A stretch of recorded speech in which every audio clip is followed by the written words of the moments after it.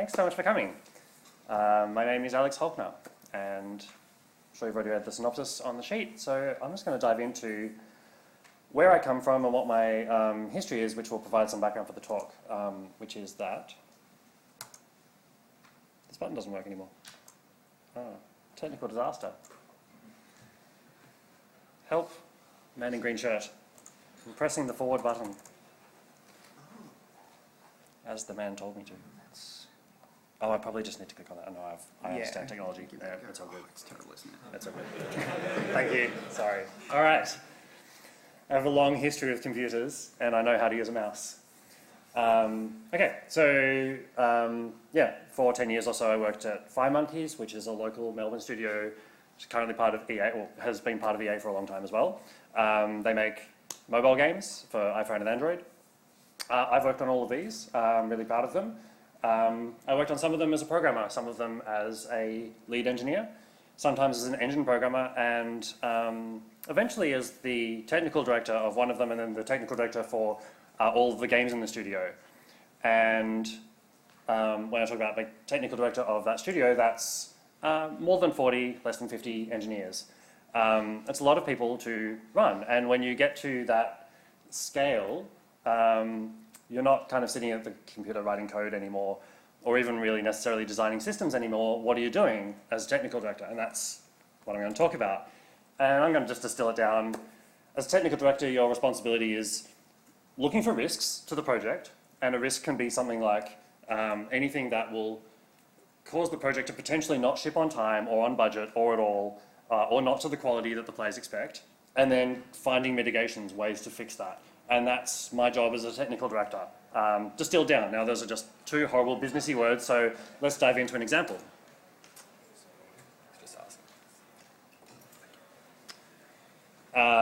Here's a risk from a project that we might have, pretty common one, like if we're early in development, what if the game doesn't run at its target frames per second? This particular game, like for it to work or for it to be enjoyable, it needs to hit 60 FPS on every device that we're going to target. And if we're still 12 months out from shipping, how do we know we're going to hit that once we get all the final art and all the final code in? Okay, that's a risk. What do I do about it? Okay, here's a thing we could do. We could make a fake prototype and run that on device. So build up some quick art assets that have the same kind of target poly count, same number of bones, same size and number of textures, similar complexity in shaders. Doesn't have to look perfect, but just have to kind of stress the hardware in the same way. Run that on the target device, take some measurements, see where we're at. Another thing we could do, set up some time budgets for each system. So physics gets 3 milliseconds per frame. Graphics, render, like submitting draw calls to the GPU gets 5 milliseconds per frame. AI, like for deciding what people do, that gets, I don't know, 2 milliseconds per frame. Decide these budgets, possibly informed by your current profile, then give them out to your lead engineers and your engineers so they know about them. Provide some monitoring tools so they can see how they're tracking, and check in with those budgets regularly, week to week, and see how you're tracking. And then you will know if you're firstly under budget, great, this risk is being mitigated. When you hit over budget, you've got some really great tools to quickly address that well before you get to finaling week, and the game is running at target FPS. These two first mitigations, they take a certain amount of time, maybe 2 or 3 months to set up these systems, to do the work, to get the reports back from the engineers. So you can schedule time. Okay, 3 months from now, we're going to reconvene and we're going to see where we're at with this risk. Can we de-escalate it? And when I say, like, what do we do about this risk? Like, these risks, they get reported up. They go to the producers and the designers and the people who are deciding whether or not to fund your game, that are tracking, is it greenlit? Is it still okay to continue investing millions of dollars into this game? If you have too many risks that are, like, you don't have mitigations for, then people start asking questions like, well, why are we doing this project and not some other project? Why are we still funding your studio? I'll give you another example, just to set more context.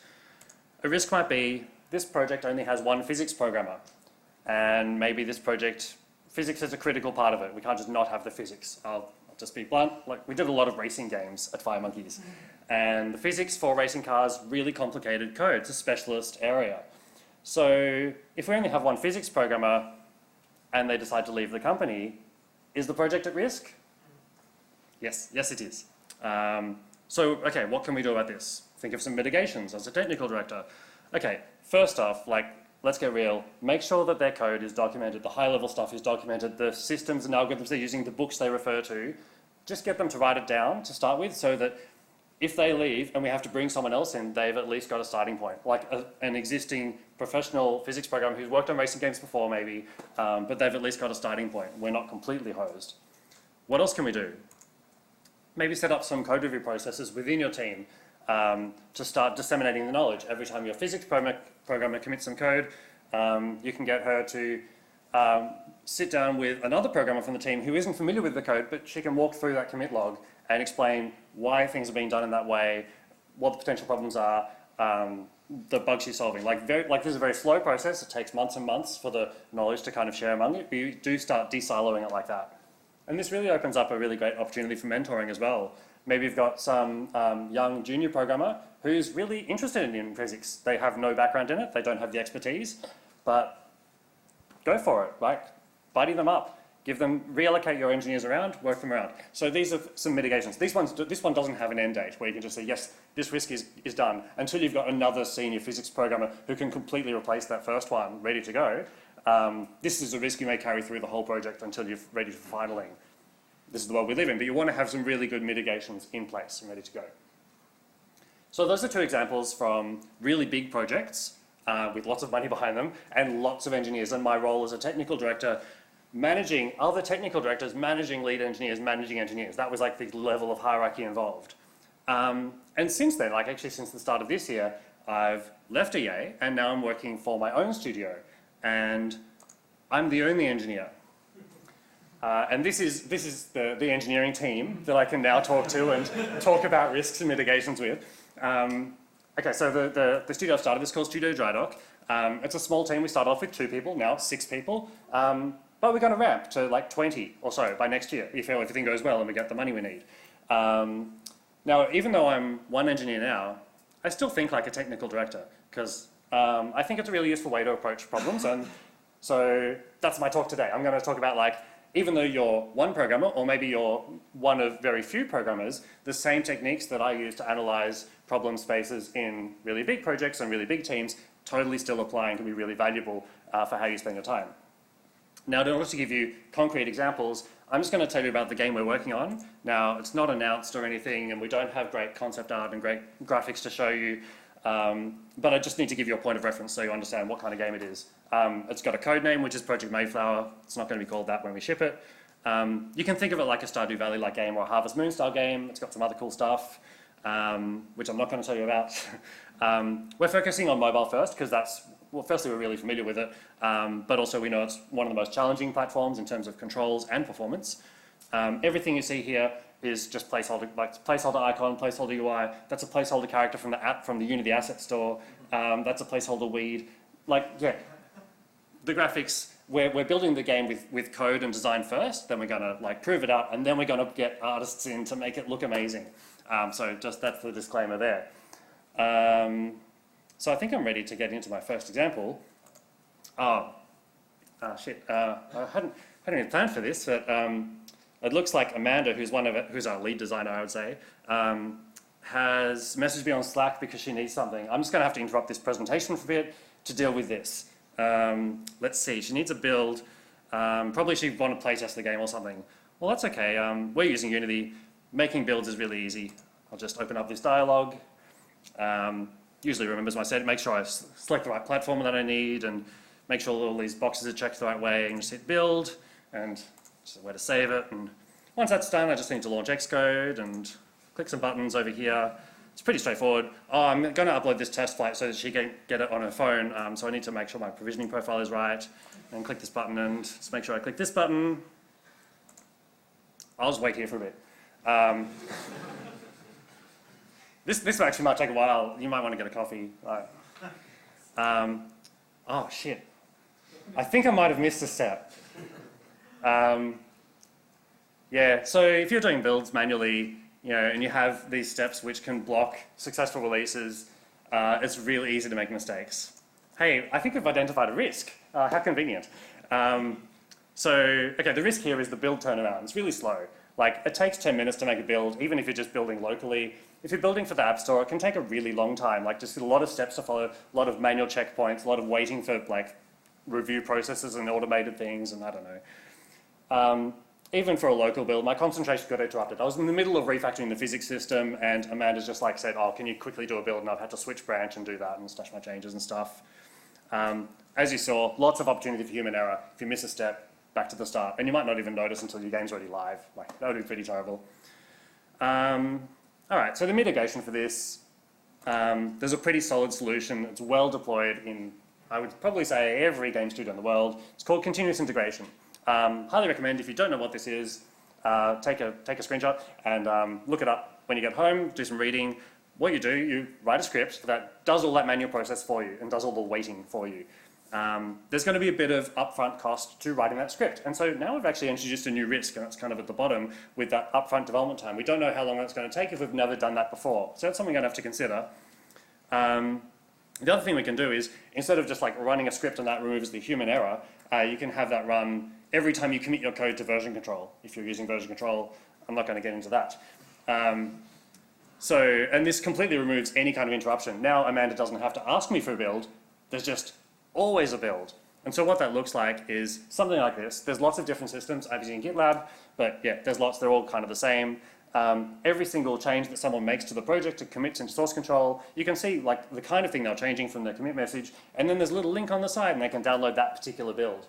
And it really frees up artists and designers to be creative and to try things and to submit their things and immediately see it on device, or within 5 minutes or whatever it's going to take. We automate this all the way up to submission to the App Store. It's a little bit more work to do that automated deployment. I'd say another half a day or a day of dicking around with scripts and stuff and Googling, reading other people's blogs. But it's really gratifying that you can just commit to your release branch, then wait for the email from Apple saying your build has been approved, ready to release to test flight or the store. It's a nice feeling. It makes me feel good that I'm confident that I didn't leave cheats on. I didn't, accidentally do a debug build or miss a step. I didn't forget to increment, or I did remember to increment the version number because there's a script doing that, and all that kind of thing. We actually don't use test flight for internal builds because it's kind of slow turnaround. So instead we have our build bot post to Slack every time it does a build. When it's successful, you get these 2 little links for everyone, and all you have to do is just, on your device, open up Slack, click on that link. It'll say, do you want to install it? You say yes, and then you've got a build. Really, really great turnaround. This stuff isn't that hard to set up. It's a little bit of tech investment time. Let's look at what we did. We had this risk, which we identified, hopefully. The slow build turnaround, found a mitigation, you implement it. There's a little bit of ongoing maintenance to keep this script running when processes change or you add more build targets and that kind of thing. But you can look at like kind of the advantages you get, and it's opened up some new opportunities like this feeling of goodness and the better gameplay iteration, which wasn't actually a goal going in. And so I've kind of subverted this risk and mitigation thing. I've just like, surprise, here's an extra bonus feature for designers, which is now they get faster turnarounds on their builds even when they didn't want them, but that's all good. So I should be able to move on to my example now. I think I've got another Slack message for me now. I really should turn off Slack in my presentation. So it's Amanda, the designer again. She says, hey, can you help me with the compost bin? I think I missed a step. Oh, I see. So I think she's adding a new object to the game. And see, gardening game, so it has a compost bin. That's what it looks like. Well, this isn't too hard. We're using Unity, so we just need to add some components. This is a kind of component we use for all the objects in the game to kind of describe what it is and kind of where the data for it lives and what kind of icon to use. It needs to live on the nav mesh, which means it needs to carve out of the nav mesh, so we need to add the kind of the component that says how big it is in the nav mesh. You can build it in kind of a build mode, so we need to kind of say how big it is for that and where the bounds are. What's this one? Oh, well, so if the player taps on it, we need a special collider for that. So we need to set that up, and we need to make sure it's tappable. I'm starting to see why maybe Amanda had some problems getting all this right. Maybe something didn't work. Oh, there's another bit, if the player walks too close to it, then we need another trigger box, which is different again, so we have to set all this up correctly. So I think fortuitously, we've discovered another risk in our project, which is that setting up new objects in the game, it's time-consuming and it's error-prone. We've got siloed knowledge because as the programmer, I know how these things are meant to be set up and I know how to diagnose issues, but a designer doesn't speak that language. And so when she encounters problems with it, she has to bug me. And then we're both wasting our time. Or I've wasted both our times, depending on how you think of it. Probably not one. So if we don't pick up these errors, then we're just shipping the game with errors, where some objects you can tap on and some of them you can't. It's a real thing that happened in our first playtest. We hadn't set up all the objects correctly. Definitely we're spending a lot of time implementing features, and yeah, we've got a single point of failure again. If we had like only one program on the project who knew how this kind of stuff worked, and every time kind of there's a problem, you have to go to that program, and that program is sick one day, work stalls. So the first mitigation that I want to try is I'll just document the process. Just say exactly what to do. So I'll line up the steps. We'll break down the silos, so now not one person knows how all of these components work and how they should be set up. I'll just put it in a nice Google Doc, and it'll say exactly like you need this and this and this to do this and why. And this should make the designer self-sufficient. And okay, there's a little bit of upcoming cost, but I type fast. Writing documentation is pretty low risk. This is what it looks like. Literally a screenshot from the documentation I wrote for how to set up the components on a new object. It's a bit complicated, and I've written the documentation as a programmer, and this might help. This helps me remember how to do it. It doesn't help the designer because they don't know the intention. For them, it's just a bunch of voodoo about like, I do this and I do this because it tells me to. And it's really easy for them to miss steps, not because they're stupid or they're lazy or don't want to read the documentation, just because I haven't put it in like a language that makes sense when you're thinking about the game design and what should the player be thinking about when they're building a compost bin? And that's the space that they're living in, not whether or not they need an interaction trigger with this layer and this thing and this thing and this thing. So we've basically still got the same risk. Like, okay, I've removed the siloed knowledge and the single point of failure, technically, I guess, but everyone's time is still being wasted. I'm still being called in to triage bugs and to find out which component wasn't set up quite correctly. And it still takes me a bit of time to figure it out too. So the next, I guess, version of this and the next iteration on finding mitigation is to automate the object setup. And so the goal for this is, let's try and remove all of the repetitive work in that. Let's try and not have them set up 7 components for one object and just find out what are the minimal number of questions I need to ask the designer for them to set up the new object so that it's unique and does the thing it needs to do. There's going to be some costs because I'm writing new code and I don't know if it's going to work. But this is what we came up with. It's basically one drop-down. So you add your prefab or your mesh into the game, which is the shape of the compost bin. You say, is this box-shaped or circle-shaped? And that decides kind of the shape of the physics colliders to use. And everything else is derived off that. We have kind of standard offsets to use for like this trigger needs to be this much bigger than the other one. This hitbox needs to be exactly this much displaced from the other one. All of these layers need to be like this. If you don't have this thing, it should be added. All of that kind of stuff is just in the code behind when you change that, the kind of onValidate function, when you change that selection there. This revolutionized how she adds objects. Now, instead of adding 10 components and setting them up individually, like she drags in the mesh and adds this component, and ideally I'd automate that, but I didn't get to that. And she chooses if it's actually they're mostly boxes, so not even a choice, just easy. There's only a handful of circles in the game. Some of these values are tweakable, right? So how close someone has to approach the box before it kind of highlights and you can start interacting with it, that's a kind of interaction trigger distance. And previously, if we wanted to change this distance, you have to go through every object in the game and manually tweak all of these collision volumes. Kind of boring. Just kind of put on some good music and go through all that work of your 100 objects or whatever. But we've already got everything in a script now. So it was like 20 minutes work tops to add a little menu into Unity to just go through and update all of them with the new values. So when we can now retweak the gameplay for everything in the game or for individual things or whatever, if I change how layers should be set up or which components should be used, I've now got all the infrastructure ready that, like, I know this thing needs to be box shaped, so go through and apply all of the correct components so that that works correctly and consistently with everything else in the game. Good result, wasn't much work. So there's our risk. It was objects take too long to set up. Had 2 mitigations. First one was documentation. I'm not bagging documentation. Still a really good mitigation for a lot of issues, and for this one it really helped me anyway because I was forgetting the steps. But ultimately, spending that little extra time on automating the whole thing, I would say solved the problem. not going to lie, I've set up another Slack message for Amanda. So we have a stand-up Slack channel. We all work remotely, so a lot of communication goes on in Slack, and so she kind of talking about what she was doing yesterday and what she's going to do today. And it looks like she's doing some playtesting. Yeah. Playtesting takes a bit of time, and I think she's being a bit tongue-in-cheek in that she's a bit sick of it.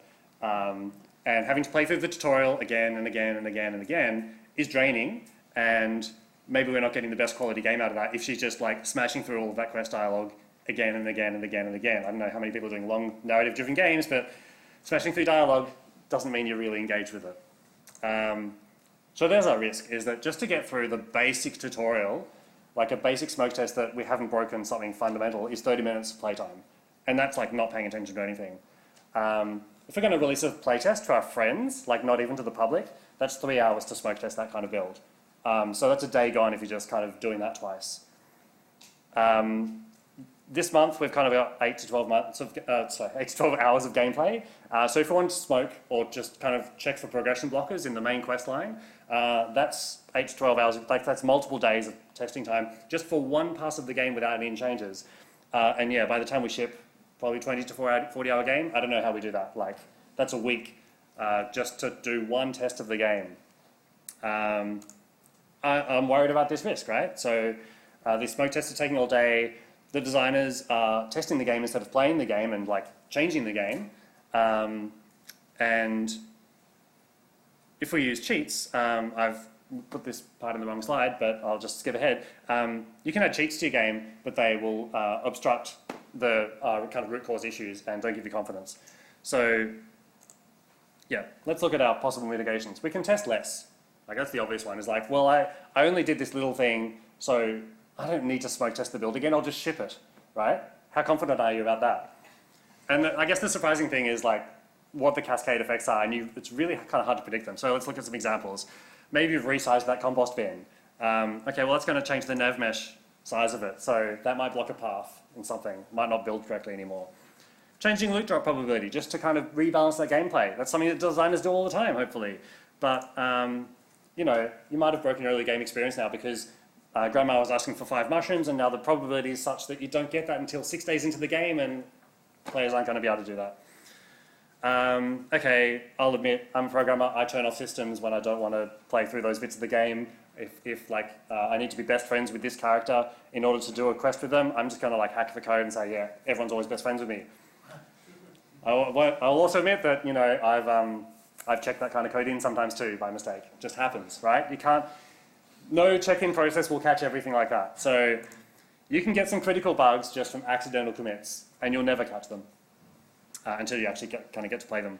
And then, yeah, my favorite one is like, yeah, just an animator changes an animation, made it slightly longer or slightly shorter, and that can just have really serious flow-on effects, because if animations are triggering game code and game code is triggering, you know, more game code, and you can end up with a blocking situation where now QA can't test the game. So if you've got like outsourced QA testing the game overnight, you've got animators trying to test their animations, or you've got designers trying to play the game or get the game ready for release, because this cutscene is blocking everything, they can't, right? Now everyone is just blocked to a halt. And this is like classic technical director issue, is like, oh no, everyone can't do their work.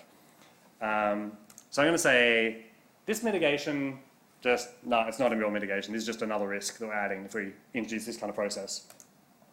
I already kind of talked about cheats. Everyone's kind of got this kind of cheat menu in their game just to give yourself some money or skip a level or invincibility or whatever. Yep, you absolutely need them. They're invaluable for diagnosing issues and for like just testing gameplay and testing game code.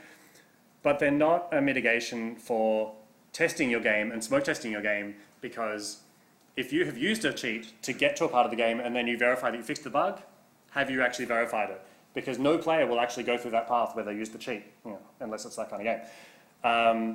And the opposite is also true, where you can have these false positives where you think you found a bug, but you used cheats, you know, half an hour ago. So maybe that cheat introduced the bug. Maybe it skipped that part of the character progression, and so they weren't ready to talk to you in that part of the quest, and you know, you can kind of imagine these situations. So again, cheats, they have their use. You must have them in your game, almost certainly, but they don't solve this problem of smoke testing. and taking a lot of time, because you can't use that to replace I'll just quickly smoke test the game before I ship it out to test flight. So the mitigation we want to look at is about automated testing. And this is the scary one. Now, what we're looking for is have the critical progression path, which is like the player gets through the main quest and sees the credits at the end of the game, constantly smoke test, so that if we have a progression blocker introduced, like because an animation changed or a compost bin changed or whatever, something, we get a message on Slack saying, critical bug detected, someone go and fix it now because people are about to be blocked from work. Now, there's going to be some huge risks associated with this mitigation because we don't know how much upfront tech investment this is. Unlike continuous integration, automated testing is new to the games industry.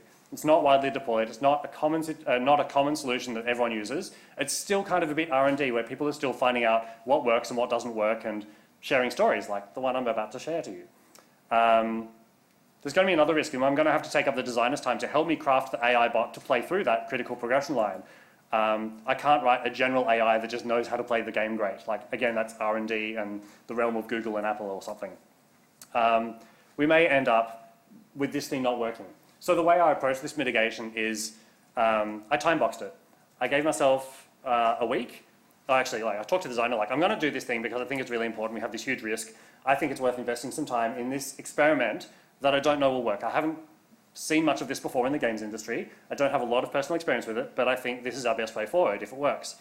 So I time boxed myself to a week to prototype a bot playing the game and reporting on progression errors.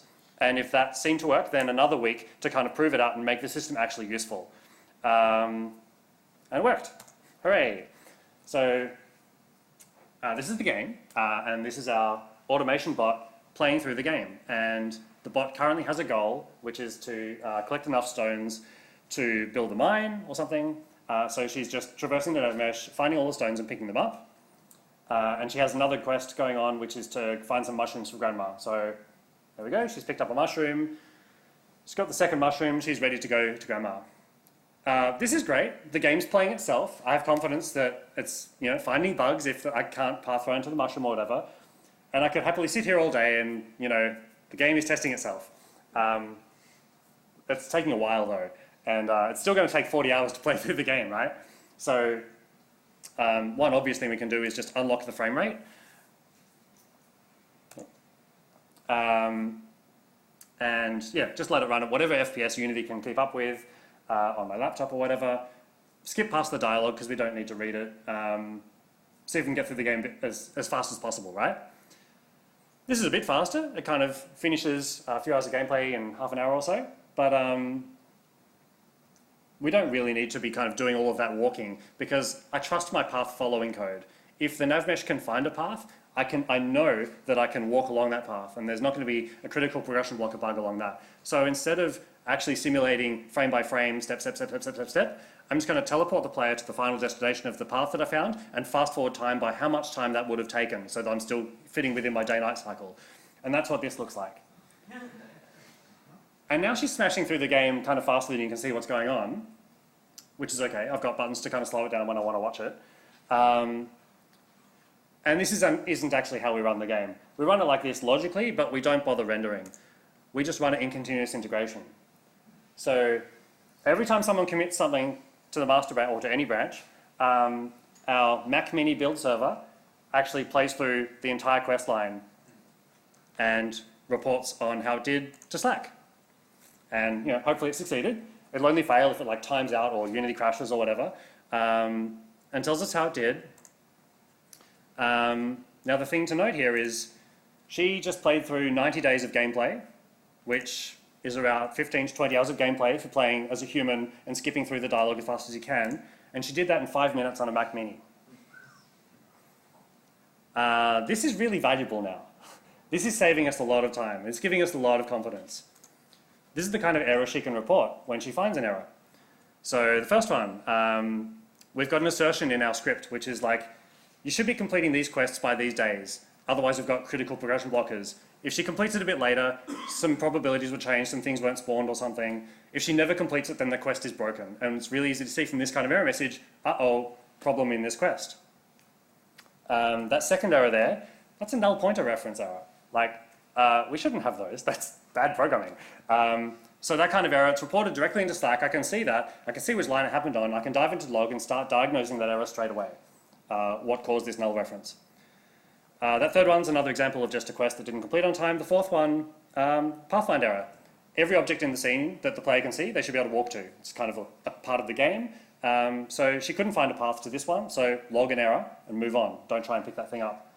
And now I've got nav mesh checking. We've got, if there's a problem with spawn volumes being the wrong size, or trigger volumes being the wrong size, or I don't know, the radius of the player is the wrong size, like all of this stuff is just caught. And these are all, like I just grabbed the screenshot of the Slack. These are real errors coming from the live system.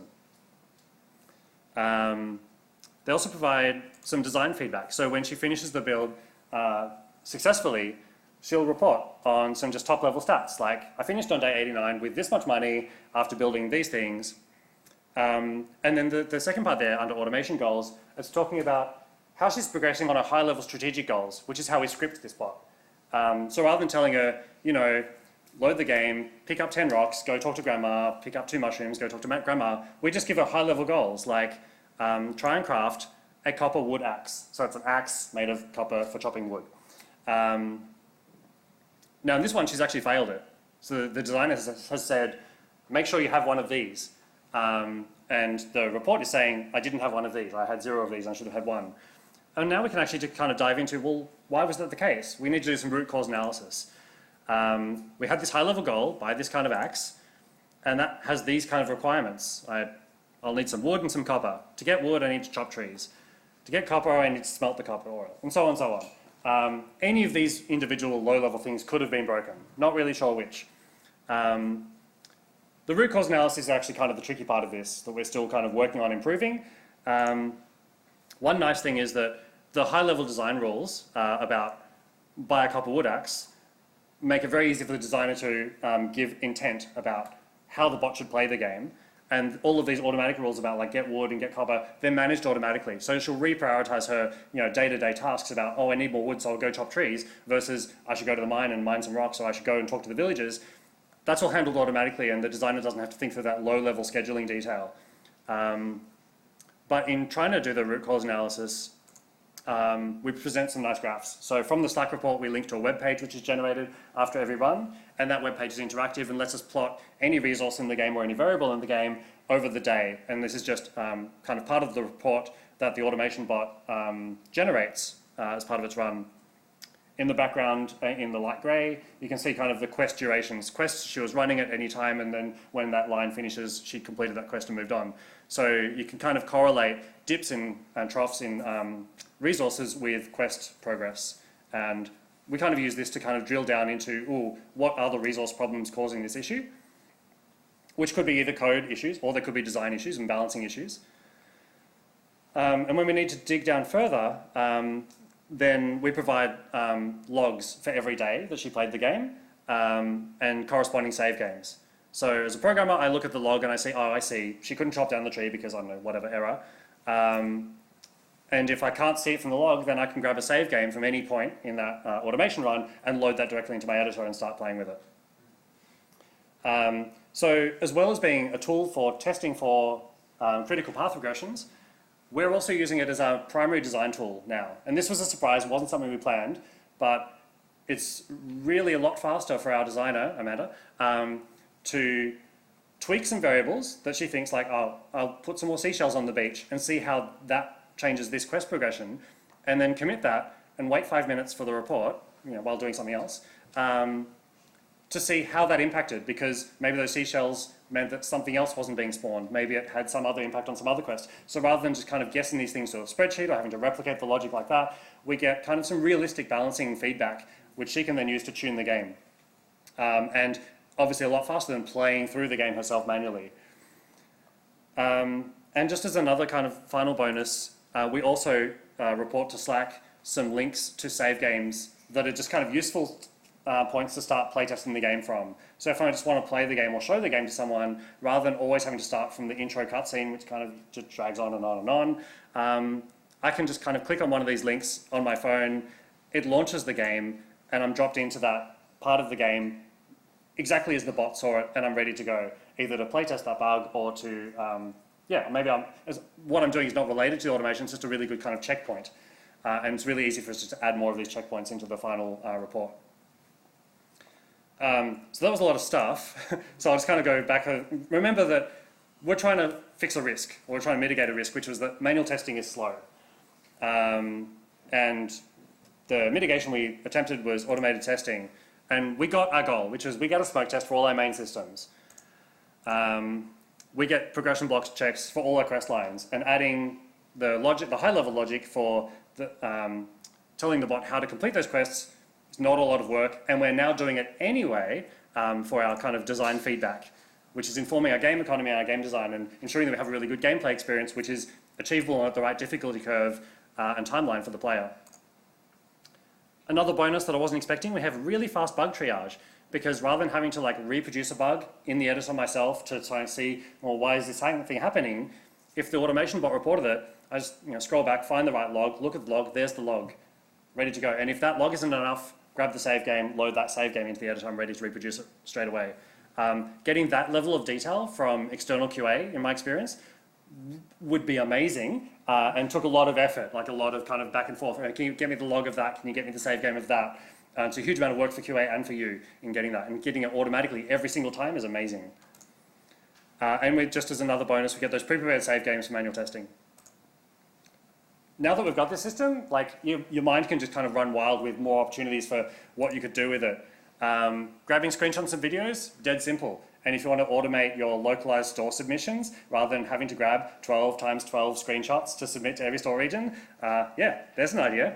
Maybe you want to run a soak test. How long can the automation bot run before the game crashes or runs out of battery? That's easy. Just get it to run in a loop. Accessibility testing. So things like, is every button on the screen big enough?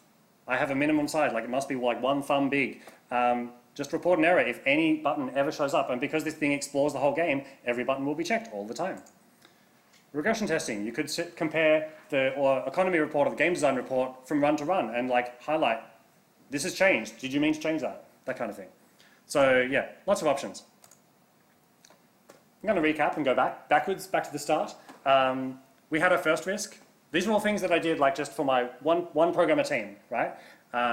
Looking at risks like slow build turnaround and having continuous integration. I'll level with you. This wasn't a risk I identified in the project. I wrote the continuous integration before I wrote any game code. That's just where I started from. This was a real one. This was a pain to set up objects. Tried to do the documentation, that didn't work very well. Did some automation, that did. And then my favorite, adding an automation bot to automate testing with lots of extra benefits. And so these are all examples of identifying a risk in your project and then finding ways you can mitigate it. And if that doesn't work, then find another way to mitigate it. But don't carry these risks silently all the way through production. Like at the very least, identify them, find out that's going to be a problem and that might be a problem and am I worried about that? And just write them all down. What are all the things you're worried about that you are kind of kidding yourself about? Like, what if players encounter this issue? Or what if we can't hit our frame rate? What if we run out of memory? Have we tested all these things? There's anything that can affect the final success of your project is a risk, right? So even if you're a single person team, like that means you're the technical director. That's your job to find these risks and then find ways to improve them. And it's not just to write the game code. So it's really tempting as the only programmer on the project, and I speak from personal experience, to be thinking, if I'm not writing the game code, well, no one else is. So I better write lots of game code. But yeah, you've got to take that step back and look at, am I doing myself or my team a disservice by not considering the bigger picture?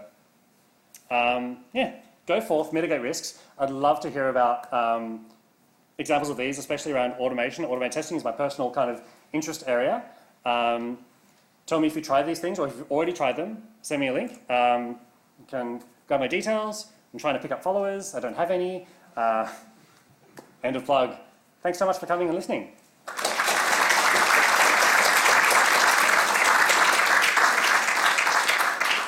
We've got about 10 minutes for questions. Have any? Yeah. When you're writing game code, you can often get situations where you write it in a particular way that's great when you're making builds for it, but then when you want to go to test it, you might need to actually change some of the code. With a real simple example being making some field public where it would normally be private in any other case. Do you do a lot of that, or do you try and keep your code as close to what you would ship with if you weren't doing tests? So you're talking about like with automated testing, do you mean? Yeah. Okay, so I'm just going to speak that question into the microphone so that it's picked up by the recorder. And the question is, do I do a lot of changes to the code in order to facilitate testability of the code? For example, making private variables public. Is that your question? I don't think private and public variables are like such a sacrosanct thing that I would bother even thinking about that if it meant I could do automated testing.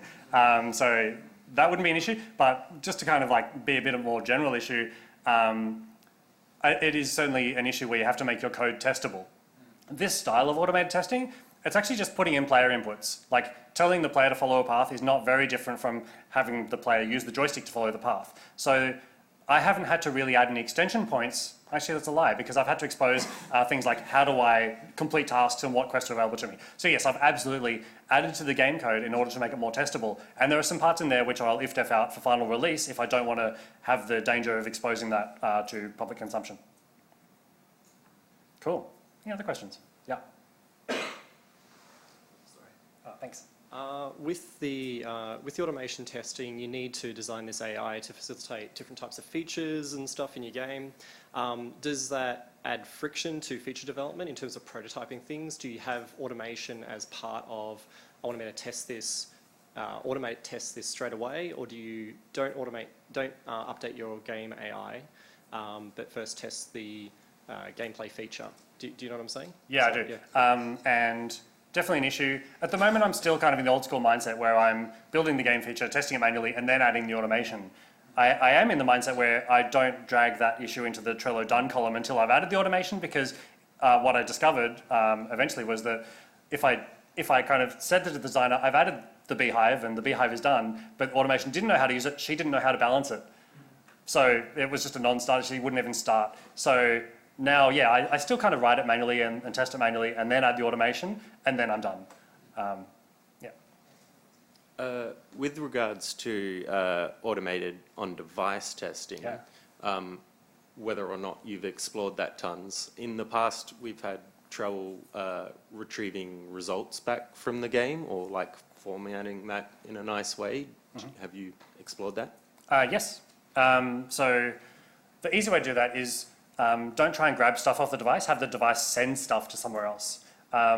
The way this is currently working, because it's in continuous integration, I do have complete control over the Unity process. So I'm actually just scraping the log for the data I need and grabbing the files that it's saved out directly. But for telemetry, for example, you've already got a telemetry system in your game that's sending events to a server. So if I wanted to run like a soak test on device, I would not try and extract data from that, because I do have experience from FireMonkeys of that, and I know it's incredibly complicated and error prone and differs from device to device. And the really easy way to do it is just when you finish your run, or periodically if you don't know when it's going to finish, just hit a server, a P script or a Python script or whatever, like here's my data and here's the run ID that I was or whatever. And that's my like, just do that. Yeah. Hey, I'm curious to know what is the percentage of your time spending babysitting these systems versus coding? Do you mean specifically automation? Yeah, so automation and continuous build. I mean, in larger teams, we have teams taking care of these things, and you're like one guy, so I'm just curious. I don't know. Like, I wouldn't know how to put a number on it because I don't track my time. I think that would take too much time. Certainly, automation has been a big time sink and keeping it maintained. And when it starts, like, in our most recent kind of demo build that we're sending someone, the automation was not working for reasons, and we'd let it slip because we were just trying to rush to get a release out and to polish things like some animations and stuff. So what we found was that, like, because it wasn't working, we ended up giving them that build, and then we realized, well, actually we have no confidence on this build because we'd been relying on the automated testing and then it had fallen through. So I'm now kind of more proactive about, like, if a day goes by and the automation has failed for whatever reason, then that becomes my highest priority thing. And so yeah, that's definitely a time sink. It's getting better because it gets more robust the more I work on it, obviously, and the more similar issues that come up, I kind of understand why they come about more often. In the early days of this automation, like, it's just basic stuff, like I don't know how to run Unity headless at high speed and grab the logs out successfully and have it kill the old Unity process, just basic stuff like that. And also then the teething problems of I don't know how to write an AI for my game and that kind of stuff. But now that those fundamental issues are fixed, the maintenance gets smaller and smaller and smaller. And it's just the kind of the overhead of like, well, I've added a new game feature, I now possibly need to add some extra code for the automation and to help guide the goal direction for it. In terms of like other things like continuous integration and deployments, very, very little. It's easier to write that kind of stuff if you're one person than if you're working with a team because there's way less communication and I can just do things the way I want to. So yeah, at EA we had another team that was responsible for managing our build servers and continuous integration infrastructure, and things moved a lot slower. Not because they're bad at the job or anything, just because the communication overhead of this is how the game is built and how it should work, and then they've got to kind of take that and then do something with it and then give us a report, and we're like, well, we don't want that report, we want a different report. And they're like, well, if only you built the game in this way, that would be much easier. And all of these frictions, which are really hard to identify and take lots of meetings, and everyone comes from a different background as well. So I found that really like slow and frustrating. And if you're a single programmer, setting up some scripts to do some stuff to your own code is like the easiest thing in the world because you understand all of it. And yeah, I pity anyone working with more than one programmer. It's the worst. Are you coming for a question or leaving? I was just wondering, do you have this kind of automation with user testing or anything like that? I mean, meaning like, can you watch what a user's doing, like as a beta tester, with this kind of automation, or do you just, what do you do? Not with this kind of automation, because I'm not recording. Well, so we have a telemetry system which we use to watch our beta playtest players. It's kind of at a higher. We can't watch them what they're doing on the screen or anything. The level of telemetry we collect is how many times they chopped wood in a day and how many times they did this or that, and we kind of graph that in SQL and stuff like that. But for this system, it's really about the AI bot playing through it, and so it doesn't really relate to a user playing the game. And also, we're not recording. We're recording kind of the AI actions rather than any kind of inputs on the screen or anything. We're certainly not recording video at the moment. Did you have any ideas about the risks of producing a game that people don't necessarily want? Well, yes, that keeps me up at night, but... I mean, it's just a different topic, I guess. I thought you might be talking about that earlier on. Oh, right, I see. So, like, definitely a risk to the project.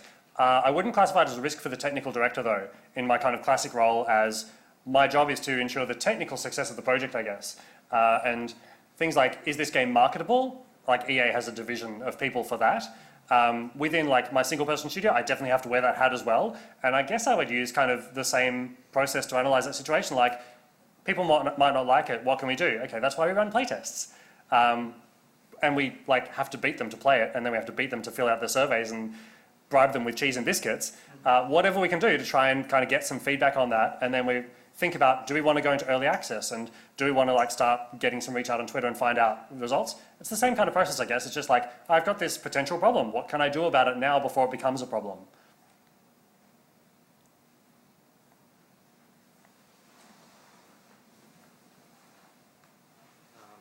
So your automation is based kind of with the assumption that the only sort of active thing in the world is your character.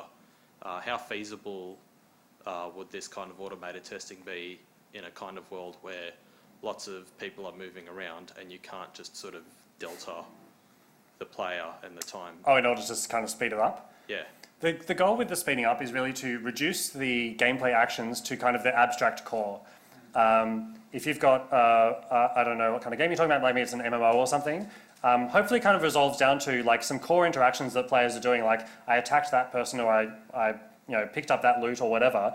And like ideally, like if I'd thought of this automation thing from before I started writing the game, I would have written the game in a different way, where the logic layer is completely separated from the presentation and it's easier to run headless, and I don't have to switch Unity scenes to actually move physical scenes, that everything is kind of loaded in memory, because then I could really power through it a lot faster and do much better logical analysis. So if you're I don't know if you're talking about a specific game, if your complicated game with multiple characters interacting has that kind of logic layer, that's ideal. And if you're kind of stuck in this world where, like I am, where things kind of have to simulate within the Unity frame environment still, definitely you'll need to kind of be creative with like what bits can we lose fidelity on. For example, like we do have other like AI-driven NPCs in the game, and they do walk around, and their position kind of does matter, like whether the player like reaches them at this time or not. And I guess we've decided to, well, that's not as important as everything else I'm trying to do. So when NPCs move around, They're also fast forwarding. They might miss an AI action they might have done if the game was running in real time, and that's not realistically going to. Well, I'm now kind of falling into the trap of like guessing what's going to cause problems, but that's a risk we've decided to take, which is like where do you draw the line of what you need to simulate versus what you don't. If we found there was a problem, it's very easy to flip the switch and go back to the slower speed where you just run it at an unlocked frame rate. And in a headless environment for Unity, that's still actually quite fast. And you can still, I think that same amount of gameplay still gets done in 40 to 60 minutes, which is still usable. It was just kind of getting annoying because our designer had started relying on it, which is why we started looking at the hyperspeed option. I think it's time for lunch. So thanks again for coming and enjoy your food.